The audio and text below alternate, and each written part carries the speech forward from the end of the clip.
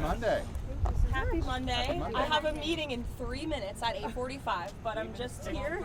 I'm here to say it's a very busy day here. That's why you're all here early. Of course, we have Prime Minister Netanyahu coming in just a few hours.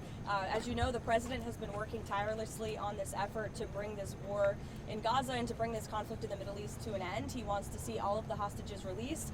And Ambassador Witkoff, Special Envoy Witkoff, sent a very detailed 21-point plan to both sides, and the president expects both sides to agree. So there will be a press conference later. You can ask your questions of both the president and the prime minister at that. And then later, of course, we have congressional leadership here.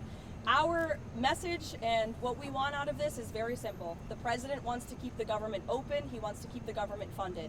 There is zero good reason for Democrats to vote against this clean continuing resolution. They've voted for this exact same bill 13 times in the past. We want to keep the funding for our military, for our veterans, for our women and our children in this country continuing. We want the government to stay open. The president is giving Democrats one last chance to be reasonable today. Is the president here to negotiate with Democrats?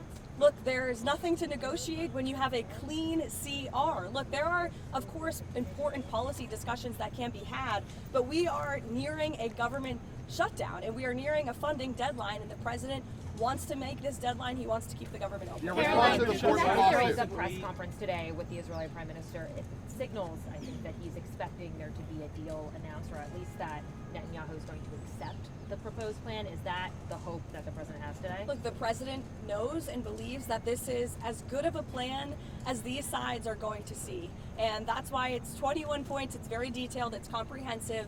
The president has been working tirelessly on this. He speaks to, Prime Minister Netanyahu all of the time. Of course, he's in constant correspondence, but he's also taken a lot of time to speak with our Arab partners and allies in the Middle East. He met with them at UNGA in New York City last week to hear them out. We've obviously had direct and indirect conversations with Hamas as well.